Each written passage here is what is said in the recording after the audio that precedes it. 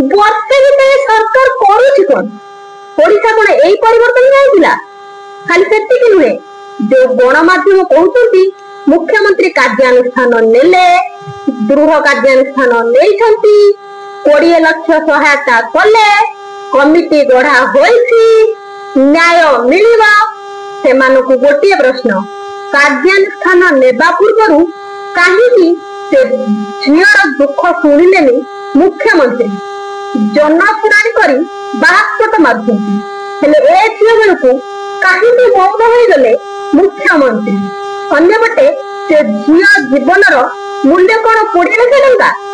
Committee ହୋଇଛି, ତଦନ୍ତ ଚାଲିଛି, ଏହା କେବଳ ଧୂଆଁ ବଣ, ସମସ୍ତଙ୍କୁ ଜଣା।